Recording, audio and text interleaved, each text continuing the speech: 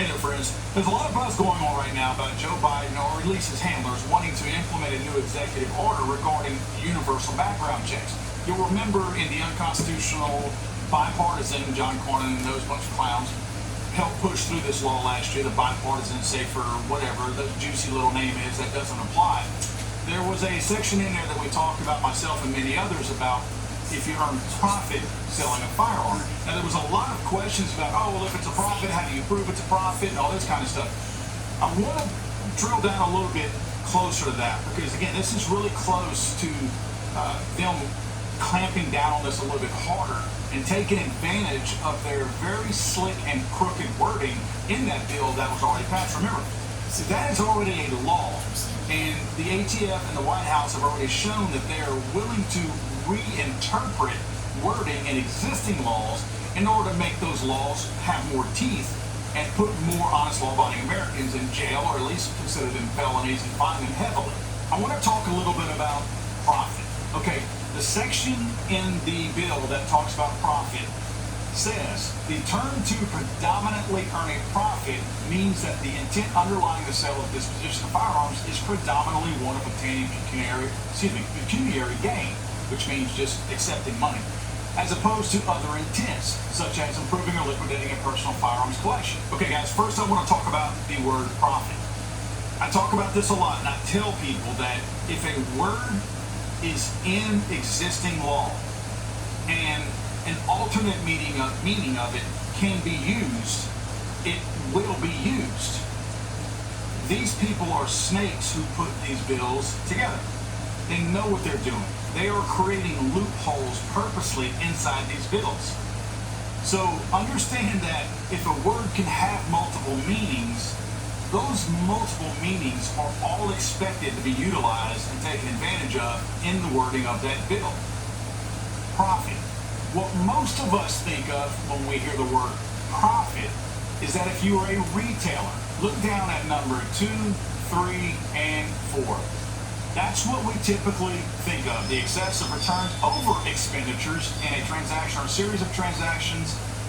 Number 3, net income, usually for a given period of time. And number 4, the ratio of profit for a given year to the amount of capital invested or to the value of sales. So that's basically saying that when you put money up, you have books that record the amount of money that you bought this widget for.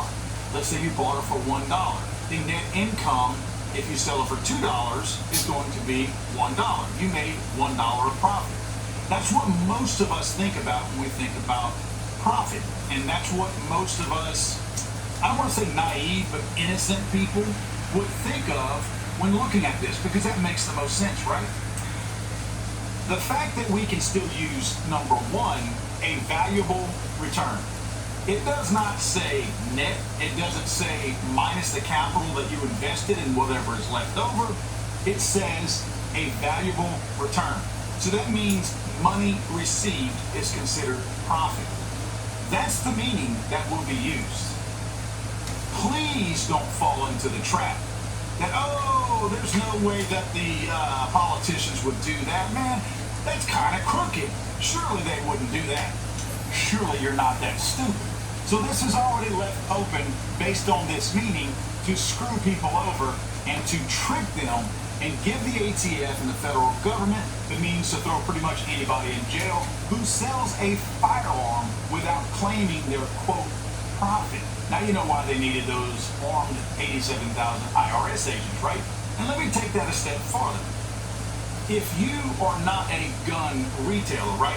You're not an FFL, you don't do this for a living. So when you buy a firearm, right? I'm not an FFL, I'm not a retailer. I bought this Glock 19X. So when I bought it, it doesn't go into, quote, inventory, because I don't run a business. So it's not on my books. So that's not, even though it's a capital investment, that is not necessarily something that I'm logging for tax purposes. I'm not looking at that as an expenditure. I'm not looking at that as a capital investment regarding my taxes. If I turn around and sell that, it's being sold for a full profit. The net profit, if I sell it for $500, would be $500. Because again, I'm not in the business, so that wasn't considered an investment or inventory to begin with. That was considered my stuff. So when I sold my stuff for $500, the government will look at that as a $500 profit. Otherwise, I would have to admit that I am in the business of selling guns, and that was a capital investment of mine that I intended to sell. So then I would have to say, all right, I'm what they would call an illegal FFL now, because I'm in the business of making a profit. So you would have to admit that you're in the business of selling firearms without an FFL if you intend to claim that as a capital investment with the intent of selling it for a net gain at some point. I know this kind of gets off into the weeds, but it's a trick to try to get you to admit, oh, no. I had that on my books. When I paid $499 for this gun, I had it on my books as inventory. Well, then they're going to ask you, well, I thought you weren't an FFL. I thought you weren't an unlicensed FFL. Now you're saying you are? Right. Okay, we have another conversation that we need to have with you now. So this is a trick to get you to either make a full-blown profit because you didn't have that as a capital investment to begin with, and this was just your stuff, and you sold it. Whatever you sold it for was your net profit based on a honest, everyday individual just selling a piece of his stuff. That's a profit. You got to claim that with the IRS. If you didn't claim that, and you say, oh, well, I bought the gun for $500, so when I sold it, it was a zero. The net profit was zero. Then they're going to be like, well, wait a minute, so that makes you an FFL now. But you're not an FFL, so that's an unlicensed FFL. And again, another conversation that they're going to want to have with you. This is the ultimate slippery slope. This is going to create people having to out themselves, and people are going to, I'm telling you, people will incriminate themselves based on what they say after that.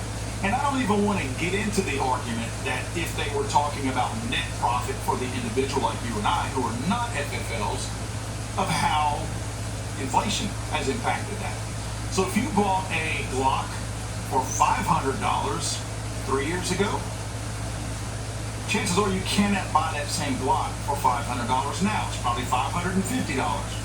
So that means in order for you to break even for what your dollar is worth, you would have to sell it for $550. So is the ATF and the IRS now going to say, okay, we're going to take into account that there was inflation? Are they going to do that math for you? This whole thing is a wild anthill waiting to be kicked. And it looks like the Biden administration plans to kick it within the next couple of weeks. Look for an executive order clamping down and putting more teeth on this very thing very soon. Again, possibly in the next couple of weeks. God save the Queen, man. I thought this was